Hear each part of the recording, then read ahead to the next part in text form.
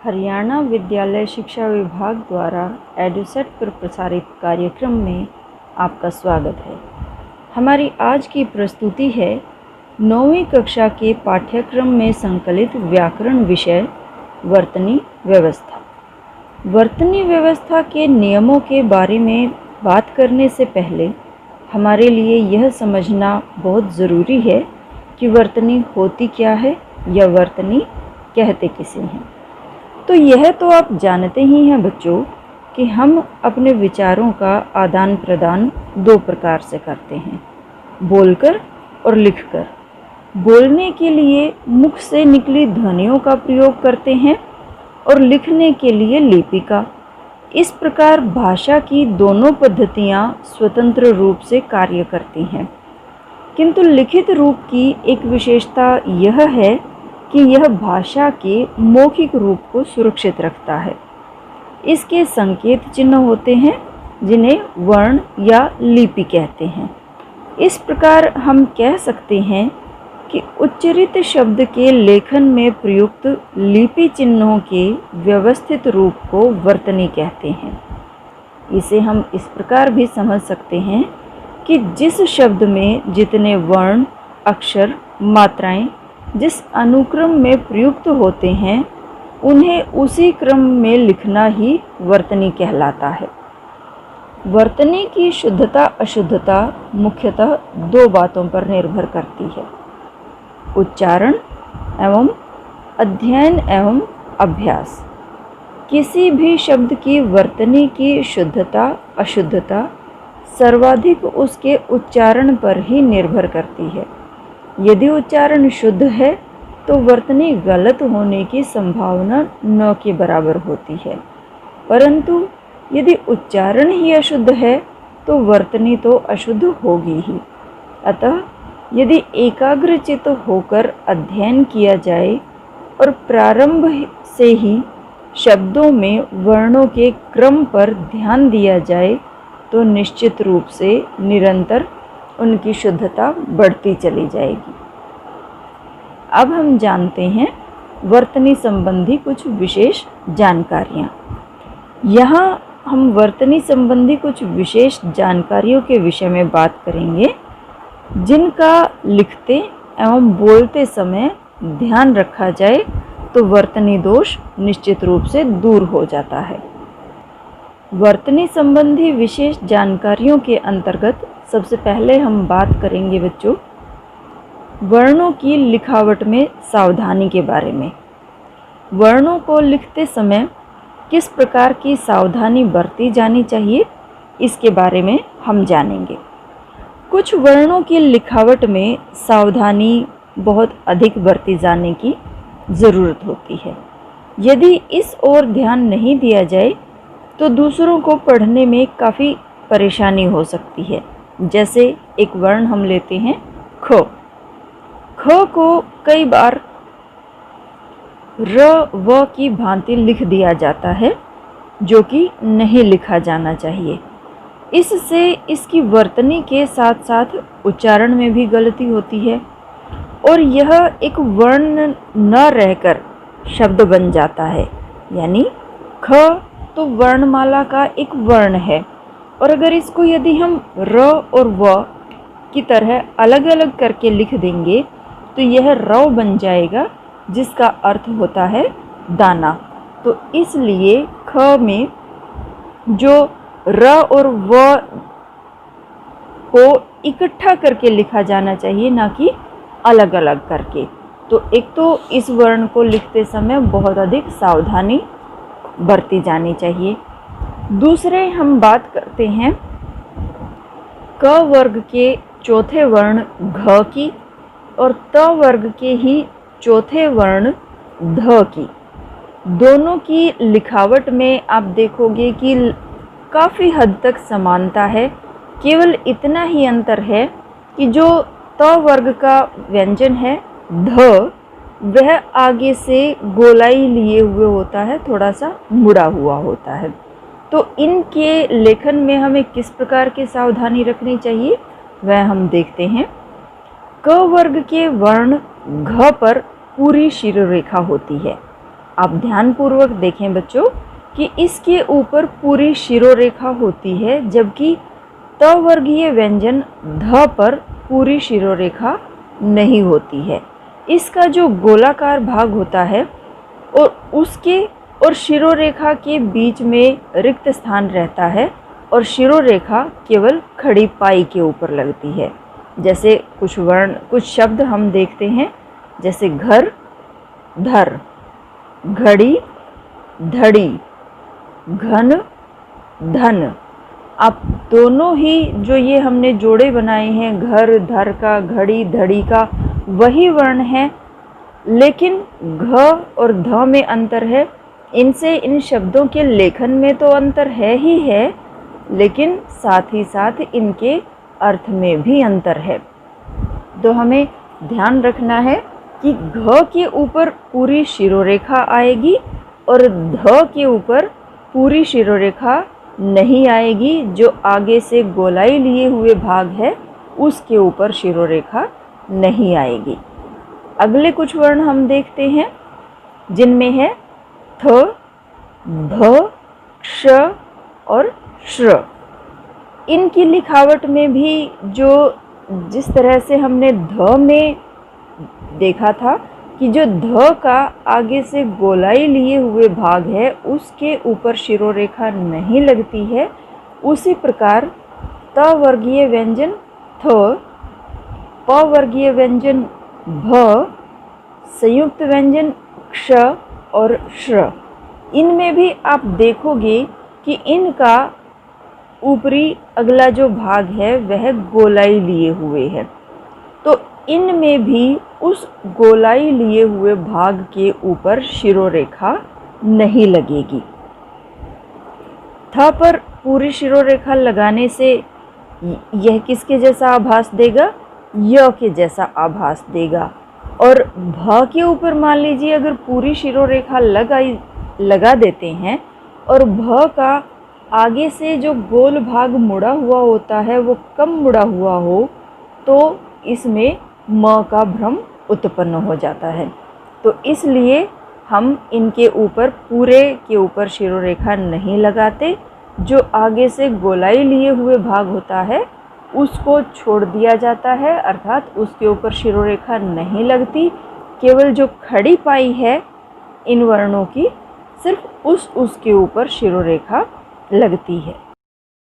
तो आइए बच्चों, अब देखते हैं ट वर्ग के व्यंजन ड, ढ और इन्हीं के ही दूसरे रूप, अर्थात जिनमें नीचे बिंदी लगी हुई होती है और जिन्हें उत्क्षिप्त व्यंजन भी कहा जाता है, उनके प्रयोग में किस प्रकार की सावधानी बरती जानी चाहिए जिससे वर्तनी शुद्ध रहे। आप देखोगे बच्चों कि ट वर्ग के व्यंजन ड और उत्क्षिप्त व्यंजन ड़ दोनों की बनावट एक जैसी है, अंतर केवल एक बिंदी का है और उसी से ही दोनों के उच्चारण में अत्यधिक अंतर आ जाता है। तो हम देखेंगे कि किस व्यंजन का प्रयोग कहाँ पर होगा ताकि हम अपनी वर्तनी को सुधार सकें, उसे शुद्ध रख सकें। तो जो हमारा ट वर्ग का व्यंजन है ड, वह शब्द की शुरुआत में, मध्य में, अंत में कहीं भी हो सकता है, लेकिन जो उत्क्षिप्त व्यंजन है ड़, वह शब्द की शुरुआत में नहीं होगा, मध्य या अंत कहीं भी हो सकता है। जैसे हम कुछ उदाहरण देखें, ड के उदाहरण देखते हैं, डरना, डगमग, अडिग आदि। और उसी प्रकार ड़ के उदाहरण जो उत्क्षिप्त व्यंजन है उसके उदाहरण हम देखते हैं, कपड़ा, पकड़, सड़क आदि। ड और ड़ की बनावट जैसा ही एक और व्यंजन भी आपने देखा होगा बच्चों, वह है क वर्ग का पंचम वर्ण ऊं। बिल्कुल एक जैसी ही बनावट है और आप अंतर देखोगे, ड के नीचे या दाईं तरफ कोई बिंदी नहीं है, ड़ के नीचे एक बिंदी होती है और अंग के दाईं तरफ एक बिंदी होती है। उसी से ही तीनों के उच्चारण स्थान, उच्चारण में बहुत अधिक अंतर आ जाता है।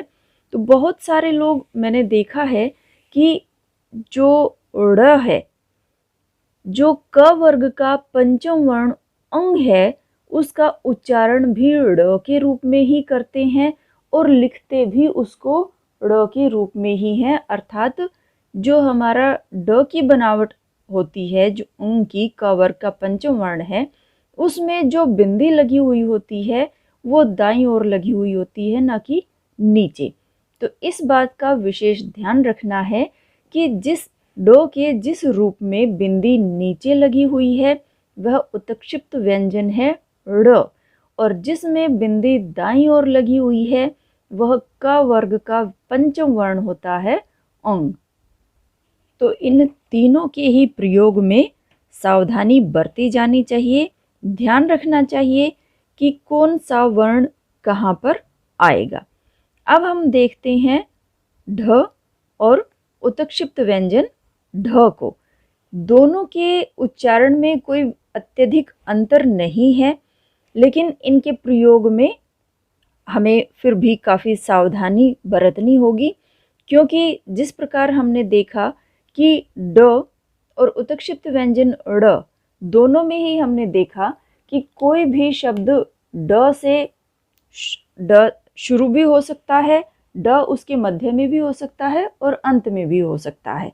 इसी प्रकार ट वर्ग का व्यंजन ढ किसी भी शब्द के शुरुआत में, मध्य में, अंत में कहीं भी हो सकता है, लेकिन उत्क्षिप्त व्यंजन ढ किसी भी शब्द की शुरुआत में नहीं हो सकता। कोई भी शब्द उत्क्षिप्त व्यंजन ढ से शुरू नहीं होगा, लेकिन यह मध्य या अंत कहीं भी हो सकता है। आइए कुछ उदाहरणों के माध्यम से इसको स्पष्ट करते हैं। ट वर्गीय व्यंजन ढ के कुछ उदाहरण देखते हैं। ढोलक, ढक्कन, ढाबा आदि। अब उत्क्षिप्त व्यंजन ढ के उदाहरण देखते हैं। ओढ़नी, चढ़ना, कढ़ाई आदि। आपने एक शब्द बहुत बार, आप जहाँ भी कहीं बाहर जाते हैं, घूमने जाते हैं, तो बहुत बार आपने लिखा हुआ देखा होगा, वह शब्द है ढाबा। और इसके बारे में मैं आपको एक बात बताना चाहूँगी बच्चों कि जैसा कि मैं बता चुकी हूँ कि जो हमारा उत्क्षिप्त व्यंजन है ढ, वह शब्द की शुरुआत में नहीं होगा, मध्य या अंत कहीं भी हो सकता है। लेकिन जहाँ पर भी आपने ढाबा शब्द लिखा हुआ देखा होगा, आपने देखा होगा कि उस ढ के नीचे बिंदी लगी हुई होती है, तो वह व्याकरणिक दृष्टि से गलत होता है। जब हम बात कर ही चुके हैं कि उत्क्षिप्त व्यंजन से कोई भी शब्द शुरू नहीं होता है, तो वह वर्तनी बिल्कुल अशुद्ध होती है। अब हम देखेंगे बच्चों ह्रस्व और दीर्घ ई की मात्रा के प्रयोग के बारे में। जिन शब्दों के अंत में दीर्घ ई या उसकी मात्रा हो, तो उसका बहुवचन बनाते समय ह्रस्व ई या उसकी मात्रा हो जाएगी। ध्यान देना है कि जिस शब्द के अंत में दीर्घ ई या उसकी मात्रा हो, तो जब हम उसका बहुवचन बनाएंगे तो उस समय जिस या तो दीर्घ ई है तो वह ह्रस्व ई हो जाएगी, और यदि दीर्घ ई की मात्रा किसी व्यंजन के ऊपर लगी हुई है तो वह बहुवचन बनाते समय ह्रस्व ई की मात्रा के रूप में बदल जाएगी। कुछ उदाहरणों के माध्यम से इसको हम स्पष्ट करने का प्रयास करते हैं। जैसे एक उदाहरण है मिठाई। यहाँ पर अंत में आप देखेंगे मिठाई शब्द के अंत में ई अपने मूल रूप में है, अर्थात दीर्घ ई यहाँ पर लगा हुआ है, न कि उसकी मात्रा लगी हुई है।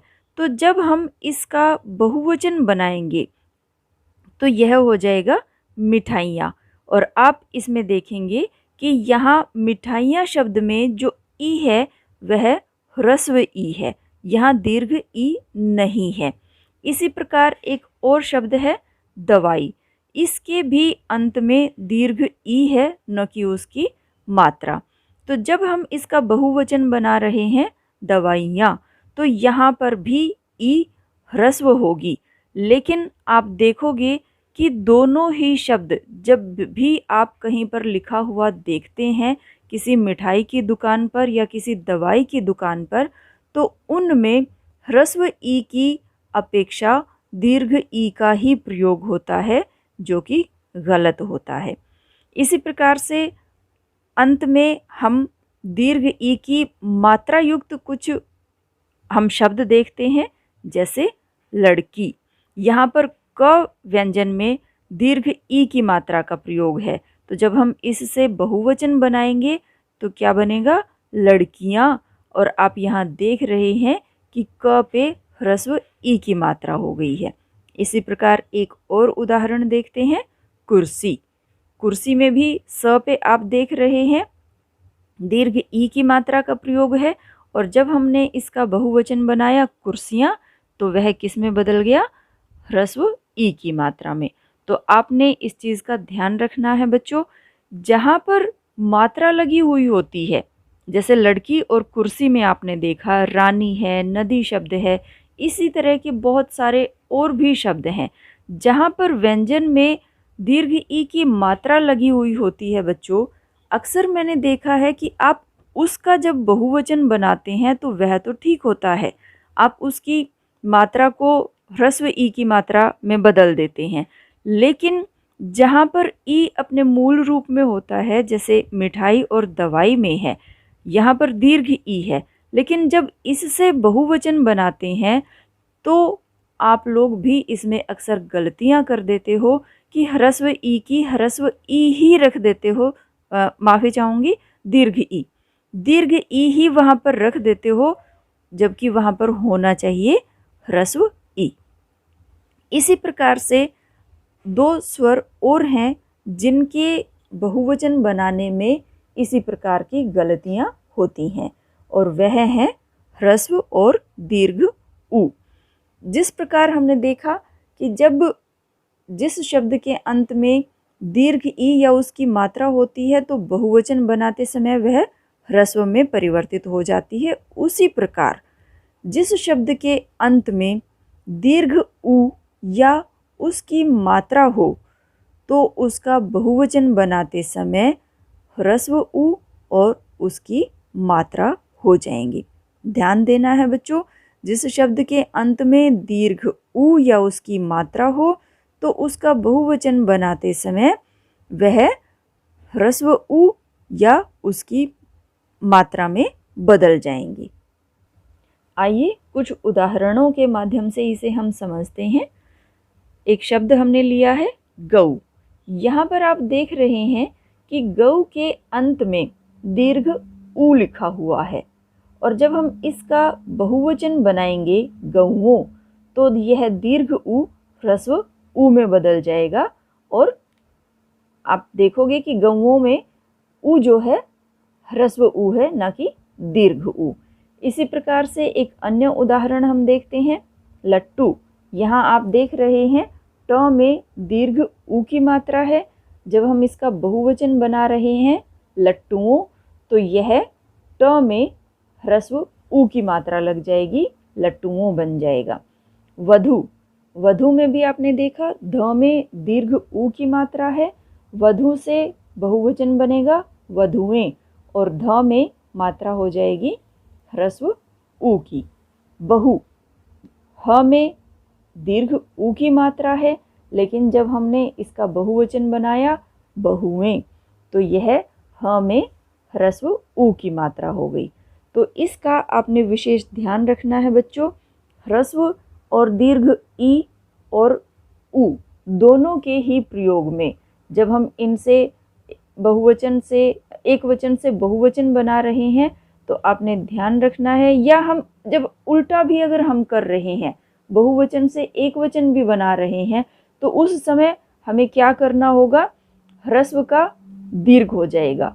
एक वचन से बहुवचन बनाते समय तो हम दीर्घ से ह्रस्व कर रहे हैं, लेकिन जब बहुवचन से एक वचन बनाएंगे तो वह क्या हो जाएगा? दीर्घ से ह्रस्व की मात्रा हो जाएगी।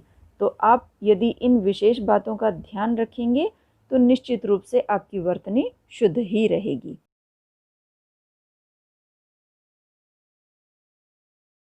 अब हम बात करेंगे बच्चों की और की के प्रयोग के बारे में। की यानी जिसमें ह्रस्व ई की मात्रा है और की जिसमें दीर्घ ई की मात्रा है।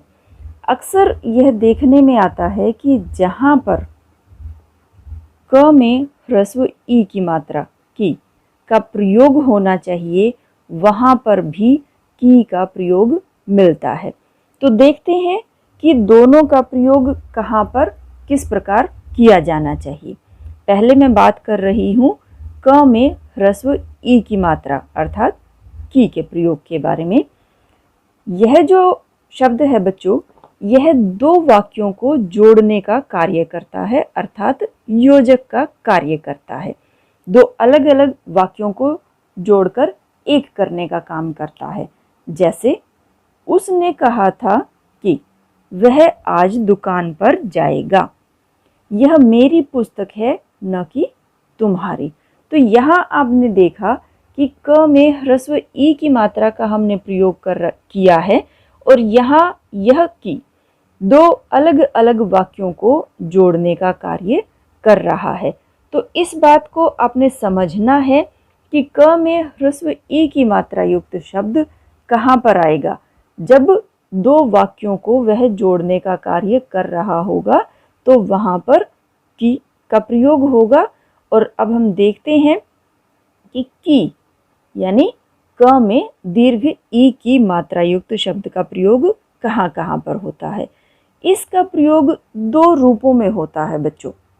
पहला, यह दो पदों के बीच संबंध दर्शाने में। कैसे? आइए हम कुछ उदाहरणों के माध्यम से इसको देखते हैं कि किस प्रकार यह दो पदों के बीच में संबंध दर्शाने में काम आता है। रानी की बहन पढ़ने में तेज है। तो यहाँ आपने देखा कि रानी और बहन दो शब्दों के बीच में यह आया है। तो यहाँ पर यह बता रहा है कि बहन किसकी है? रानी की, जो पढ़ने में तेज है। तो यह रानी और बहन शब्द में संबंध दिखा रहा है कि रानी की बहन पढ़ने में तेज है। एक और उदाहरण देखते हैं। मेरे कान की बाली गुम हो गई है। तो बाली कैसी है? कान की बाली है।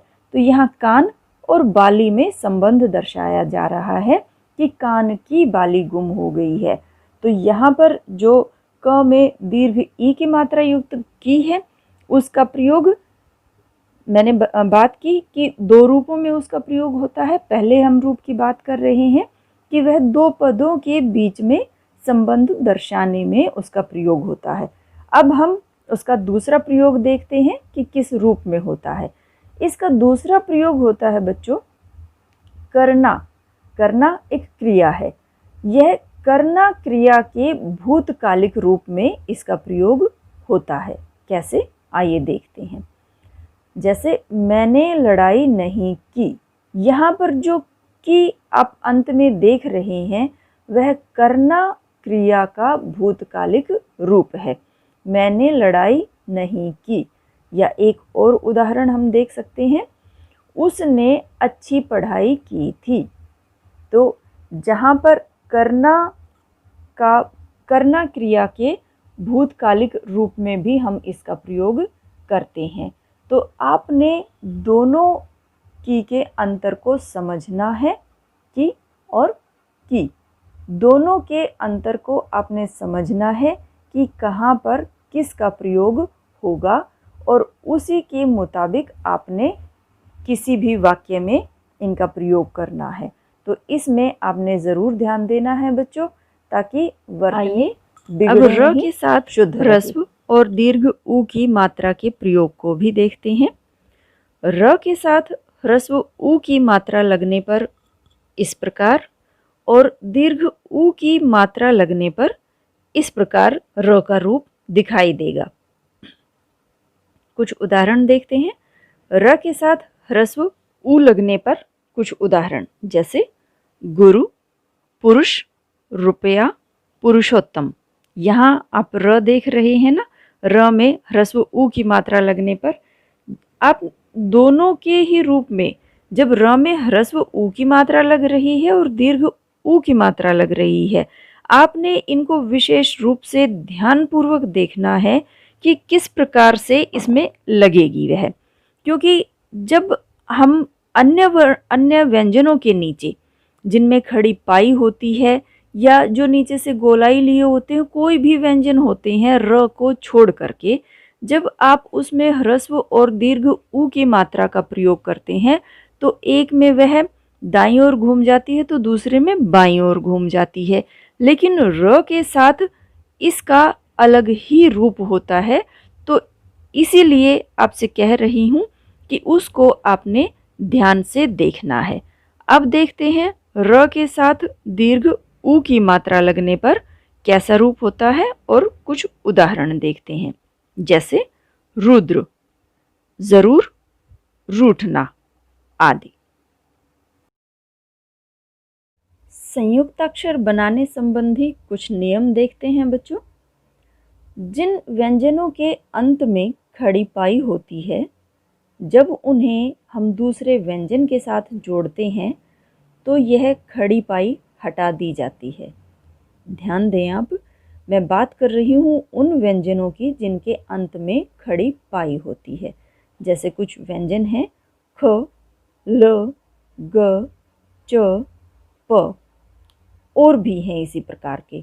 तो जब हम इन्हें अन्य व्यंजनों के साथ शब्द में जोड़ते हैं तो जब इनकी खड़ी पाई को हटा दिया जाता है तो किस प्रकार यह उस शब्द में दूसरे व्यंजन के साथ जुड़ेंगे, आप देखें। जैसे ख, जब ख को हमने खड़ी पाई इसकी हटा दी तो इसका रूप इस प्रकार हो जाएगा। इससे बना हुआ हम शब्द देखते हैं सख्त। यहाँ आप देख रहे हैं कि ख में खड़ी पाई नहीं है और त से यह बिल्कुल स्पर्श करके लिखा जा रहा है। इसी प्रकार ल देखें, ल की जब खड़ी पाई को हटा दिया गया है, गुल्लक, गुल्लक शब्द में आप देखें एक ल जिसकी खड़ी पाई को हटा दिया गया है और दूसरा खड़ी पाई सहित है, यानी एक स्वर रहित है और दूसरा स्वर सहित है। इसी प्रकार ग, ग की जब हमने खड़ी पाई को हटा दिया तो उसका रूप इस प्रकार होगा, जैसे फुग्गा में आप देख रहे हैं ग की खड़ी पाई को यहाँ हटा दिया गया है और दूसरा ग जो है वह स्वर सहित है, उसमें आ की मात्रा भी लगी हुई है। इसी प्रकार एक और व्यंजन हम लेते हैं जिसमें खड़ी पाई है च। जब च की हमने खड़ी पाई को हटा दिया तो आप देखेंगे कि उसका रूप इस प्रकार होगा, जैसे बच्चा। तो इसमें हमने ध्यान देना है कि जब किसी भी व्यंजन की खड़ी पाई को हटा दिया जाता है और वह अपने से आगे वाले व्यंजन के साथ जोड़कर किस प्रकार लिखा जाएगा। कुछ ऐसे व्यंजन भी होते हैं बच्चों जिनके अंत में खड़ी पाई न हो करके मध्य में होती है, और ऐसे व्यंजन हैं क और फ। आप देखेंगे कि क और फ दोनों के ही बीच में खड़ी पाई है, अंत में नहीं है। तो जब ऐसे व्यंजनों को हम अन्य व्यंजनों के साथ संयुक्त करते हैं तो उसमें हम बीच की खड़ी पाई को नहीं हटाते, बल्कि खड़ी पाई तो रहती है, लेकिन खड़ी पाई से आगे का जो हिस्सा होता है उस हिस्से को आधा काट कर हम लिखते हैं। जैसे क को आप देखें, जब क को हमने इसके आधे स्वरूप में अर्थात स्वर रहित रूप में हमने अन्य व्यंजन के साथ संयुक्त करके लिखना है तो कैसे लिखा जाएगा। क जो खड़ी पाई है उससे आगे के हिस्से को हमने आधा काट दिया, जैसे आप पक्का शब्द में इसे लिखा हुआ देख रहे हैं। इसी प्रकार फ, जब फ को हम स्वर रहित रूप में लिख रहे हैं अन्य व्यंजन के साथ संयुक्त करके, तो कैसे लिखेंगे।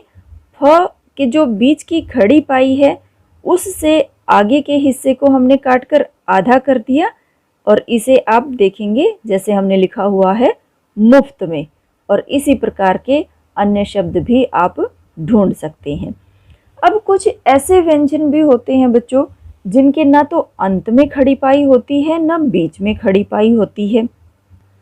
तो जब उन व्यंजनों को हम दूसरे व्यंजनों के साथ संयुक्त करके लिखेंगे तो उन्हें कैसे लिखेंगे, उनका भी एक तरीका है।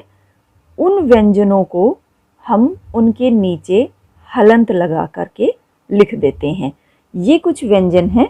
अंग, क वर्ग का पंचम वर्ण अंग। छ, ट वर्ग के व्यंजन ट, ठ, ड, ढ, द और ह। इनमें आप देख रहे हैं स्पष्ट रूप से कि न तो अंत में खड़ी पाई है न मध्य में खड़ी पाई है। तो इन व्यंजनों को जब हम स्वर रहित रूप में लिखते हैं, अन्य व्यंजनों के साथ हम संयुक्त करके लिखते हैं, तो हम इनके नीचे हलंत का प्रयोग करते हैं। जैसे गंगा, उच्छ्वास, पट्टा। आइए बच्चों, र के प्रयोग को भी जान लें। इसे जानना बहुत ज़रूरी है। र हमारी हिंदी वर्णमाला का एक बहुत ही सशक्त व्यंजन है। सशक्त इसलिए क्योंकि बाकी व्यंजन तो अपने जिस स्वरूप में आप उन्हें लिखा हुआ देखते हो केवल उसी स्वरूप में ही आपको दिखाई देंगे। र एक ऐसा इकलौता व्यंजन है जो आपको अपने मूल रूप के अतिरिक्त अन्य रूपों में भी लिखा हुआ दिखाई देता है। और वह अन्य रूप कौन कौन से हैं? उन अन्य रूपों के नाम हैं पदेन र और रेफ र। पहले मैं बात करती हूँ पदेन र की, जिसका चिन्ह होता है एक छोटी सी तिरछी रेखा। और र का जो यह पदेन रूप होता है बच्चों, यह स्वर सहित होता है। और जिस व्यंजन के पैरों में पदेन का अर्थ ही होता है, पद शब्द से बना है, पद का अर्थ ही पैर होता है। तो जिस व्यंजन के पैरों में यह लगा हुआ होता है, आपने देखा होगा कि वह व्यंजन तो पूरा लिखा हुआ होता है और र अपने पदेन रूप में केवल एक छोटी सी तिरछी रेखा के रूप में उसके पैरों में लगा हुआ होता है। तो देखने में वह व्यंजन भले ही पूरा लग रहा है, लेकिन वास्तव में वह व्यंजन स्वर रहित होता है, अर्थात जिसे हम कह देते हैं कि यह आधा है, वह व्यंजन आधा होता है। दूसरी बात, जिस व्यंजन के पैरों में पदेन र लगा हुआ होता है, इसका उच्चारण उस व्यंजन से बाद में होता है। जैसे देखते हैं कुछ उदाहरण। क्रम, आप यहाँ देख रहे हैं कि मैंने बोला क्रम, क के पैरों में र लगा हुआ है, र का उच्चारण क के बाद में है। इसको हम वर्ण विच्छेद के माध्यम से समझते हैं कि कैसे क जो है, जैसे मैं बात कर रही थी कि जिसके पैरों में पदेन र लगा हुआ होता है वह व्यंजन स्वर रहित होता है, जबकि पदेन र स्वर सहित होता है। क्रम का वर्ण विच्छेद आप देखें, क जमा र जमा अ जमा म जमा अ। तो यहाँ से स्पष्ट है कि क के साथ कोई भी स्वर नहीं लगा हुआ है। क से आगे र है, र के साथ अ स्वर लगा हुआ है। एक और उदाहरण देख लेते हैं। चक्र, च जमा अ, च बन गया क्र, चक्र। फिर क जमा र जमा अ। यहाँ भी आप देख रहे हैं कि क के साथ कोई भी स्वर नहीं है। तो यहाँ से यह बात स्पष्ट हो जाती है कि पदेन र स्वर सहित होता है और जिसके पैरों में यह लगा होता है वह स्वर रहित होता है।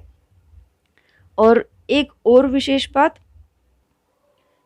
यह शब्द के प्रारंभ, मध्य और अंत कहीं भी प्रयुक्त हो सकता है। ट वर्ग के व्यंजनों के साथ पदेन र का प्रयोग थोड़ा सा अलग तरीके से होता है। बाकी व्यंजनों में तो पदेन र लगाने के लिए कोई ना कोई कोना ऐसा बन जाता है कि जहाँ पर हम र का प्रयोग कर देते हैं। लेकिन ट वर्ग में आप देखेंगे कि सभी जो वर्ण हैं ट, ठ, ड, ढ, सभी वर्ण नीचे से गोलाई लिए हुए होते हैं। तो ट वर्ग के व्यंजनों के साथ पदेन र हम इस प्रकार लिखते हैं जैसे अंग्रेजी का अक्षर वी होता है, उसको हम उल्टा लिख दें। इस प्रकार ट वर्ग के व्यंजनों के साथ पदेन र का प्रयोग होता है। जैसे आप देखें, ट्रक, ट जमा र जमा अ जमा क जमा अ। यहाँ भी यह बात स्पष्ट हो गई कि जिसके पैरों में यह लगा हुआ होता है पदेन र, वह अपने आप में स्वर रहित होता है। एक और उदाहरण हम देख सकते हैं, राष्ट्र, र जमा आ जमा श जमा ट जमा र जमा अ। र के दूसरे रूप की बात अब हम करते हैं बच्चों, और वह है रेफ र, जो किसी भी व्यंजन के ऊपर लगता है। पदेन र पद से बना है, पद का अर्थ होता है पैर। यह व्यंजन के पैरों में लगता है और रेफ र व्यंजन के ऊपर लगता है। और दोनों में अंतर यह है बच्चों कि पदेन र स्वर सहित होता है, रेफ र स्वर रहित होता है। और जिस व्यंजन के ऊपर यह लगा हुआ होता है वह व्यंजन स्वर सहित होता है। पदेन र का उच्चारण उस व्यंजन के बाद में होता है जिसके पैरों में यह लगा हुआ होता है, और रेफ र का उच्चारण उस व्यंजन से पहले होता है जिसके ऊपर यह लगा हुआ होता है। तो देखते हैं हम कुछ उदाहरण, जैसे वर्ग। आप उच्चारण को भी ध्यान से सुने और जो लिखा हुआ है उसको भी ध्यानपूर्वक देखें। जैसे मैंने बात की वर्ग की, वर्ग, आप यहाँ देख रहे हैं बिल्कुल स्पष्ट रूप से कि जो रेफ र है वह ग के ऊपर लिखा हुआ है और उसका उच्चारण ग से पहले हो रहा है। तो इसका भी वर्ण विच्छेद हम देख लेते हैं। व जमा अ जमा र जमा ग जमा अ। आप यहाँ देख रहे हैं ना कि र के साथ कोई भी स्वर नहीं लगा हुआ है। तो यहाँ स्पष्ट हो जाता है कि रेफ र स्वर रहित होता है। एक और उदाहरण हम देखते हैं, पर्याय। प जमा अ जमा र जमा य जमा आ जमा य जमा अ, पर्याय। और यहाँ भी आप देखेंगे कि रेफ र या के ऊपर लगा हुआ है और उसका उच्चारण उससे पहले ही हो रहा है। अब कुछ ऐसे भी आपको शब्द लिखे हुए मिलेंगे बच्चों, जिनमें जो रेफ र लगा हुआ है और जो हमने बात की कि रेफ र जिस व्यंजन के ऊपर लगा हुआ होता है उससे पहले उसका उच्चारण होता है, लेकिन ऐसे शब्द भी आपको मिलेंगे कि जहाँ पर जिस व्यंजन के ऊपर रेफ र लगा हुआ है उससे पहले एक या एक से अधिक स्वर रहित व्यंजन आ जाते हैं। तो उस स्थिति में रेफ र का प्रयोग उन स्वर रहित व्यंजनों से, चाहे वह एक है या एक से अधिक हैं, उनसे भी पहले रेफ र का उच्चारण होगा। उदाहरणों के माध्यम से यह बात और अधिक स्पष्ट हो जाएगी। देखते हैं, जैसे ऊर्ध्व। ऊर्ध्व आप उच्चारण से समझ पा रहे होंगे कि रेफ र लगा तो व के ऊपर है, उससे पहले स्वर रहित ध है और रेफ र का उच्चारण ध से भी पहले हो रहा है, ऊर्ध्व। आप इसका वर्ण विच्छेद देखें, उ जमा र जमा ध जमा व जमा अ। तो यहाँ आपको बिल्कुल स्पष्ट हो गई होगी यह बात। एक और भी हम उदाहरण देख लेते हैं, वर्त्स्य। वर्त्स्य, आप यहाँ देखें कि ऊर्ध्व में तो एक ही स्वर रहित व्यंजन था, वर्त्स्य में रेफ र से पहले दो स्वर रहित व्यंजन आ गए हैं, त और स। वर्त्स्य, य के ऊपर रेफ र लगा हुआ है और उससे पहले दो स्वर रहित व्यंजन हैं, लेकिन र का उच्चारण आप देख रहे होंगे कि व के बिल्कुल बाद में उन दोनों स्वर रहित व्यंजनों से पहले उसका उच्चारण हो रहा है। आइए इसका भी वर्ण विच्छेद देखते हैं।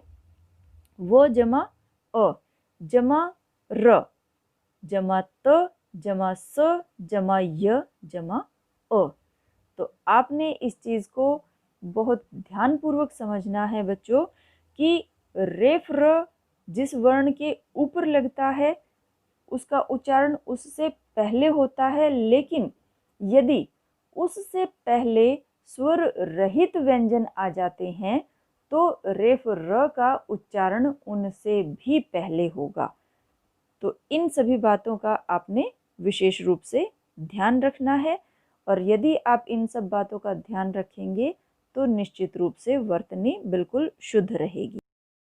अब हम बात करते हैं बच्चों अनुस्वार और अनुनासिक के प्रयोग में हम किस प्रकार की सावधानी बरत सकते हैं और हमें बरतनी चाहिए। पहले हम बात करते हैं अनुस्वार के बारे में। इसका चिन्ह शिरोरेखा के ऊपर बिंदी के रूप में होता है और इसका प्रयोग स्वर और व्यंजन दोनों के ही साथ होता है।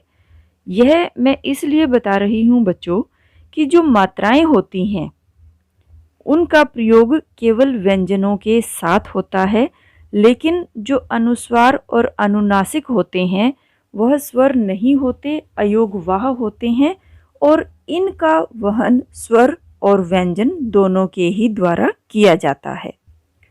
तो देखते हैं कि अलग अलग स्थितियों में अनुस्वार का प्रयोग किस प्रकार होता है।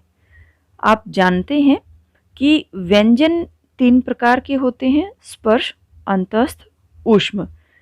स्पर्श व्यंजन में 5 वर्ग होते हैं, क वर्ग, च वर्ग, ट वर्ग, त वर्ग और प वर्ग। तो जो स्वर रहित पंचमाक्षर होते हैं, यानी प्रत्येक वर्ग का अंतिम व्यंजन जो होता है, जैसे क वर्ग का ङ, च वर्ग का य, ट वर्ग का ण, त वर्ग का न और प वर्ग का म। तो जब यह स्वर रहित पंचमाक्षर अपने ही वर्ग के किसी व्यंजन से पहले आते हैं तो वह अनुस्वार के रूप में लिखे जाते हैं।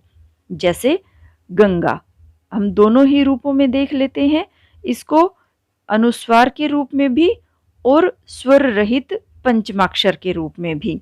गंगा, गंगा। इसी प्रकार कंचा, और यह स्वर रहित पंचमाक्षर के साथ। कंटक, दोनों ही रूपों में। इसी प्रकार दंत और इसी प्रकार अंबा। अब हम एक अन्य स्थिति देखते हैं जहाँ पर अनुस्वार का प्रयोग होता है। मात्राएं आप लोगों ने बच्चों ध्यान दिया होगा कि कुछ मात्राएं ऐसी होती हैं जो शिरोरेखा के नीचे लिखी जाती हैं और कुछ मात्राएं ऐसी होती हैं जो शिरोरेखा के ऊपर लगती हैं। तो जो मात्राएं शिरोरेखा के ऊपर लिखी जाती हैं उन मात्राओं के साथ जो हमारी ध्वनि होती है अनुस्वार या अनुनासिक की, बहुधा वह ध्वनि अनुनासिक की होती है, लेकिन क्योंकि वहाँ पर जगह नहीं होती है अनुनासिक के चिन्ह की, इसलिए वहाँ पर अनुस्वार का ही प्रयोग किया जाता है।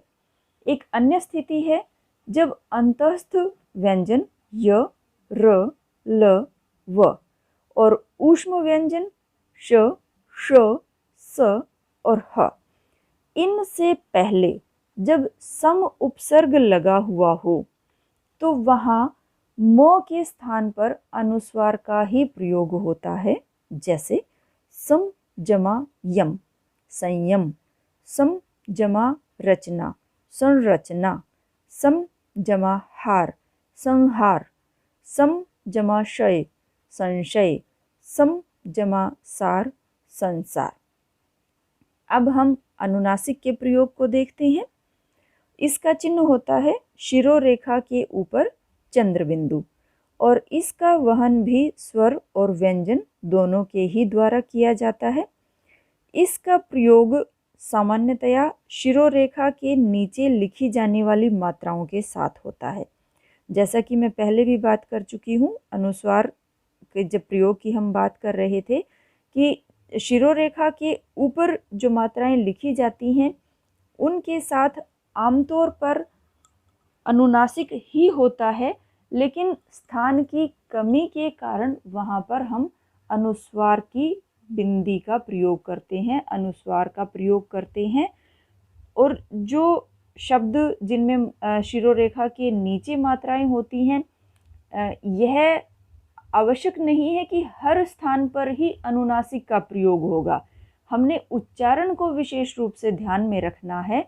जैसा कि जब हमने अध्याय की शुरुआत की थी तो मैंने बताया था कि मुख्यतः उच्चारण और अध्ययन के ऊपर निर्भर करती है वर्तनी की शुद्धता अशुद्धता। तो उच्चारण को आपने सबसे अधिक ध्यान में रखना है कि भले ही शिरोरेखा से नीचे मात्रा लगी हुई है, लेकिन यह आवश्यक नहीं है कि हर स्थान पर ही अनुनासिक का प्रयोग होगा।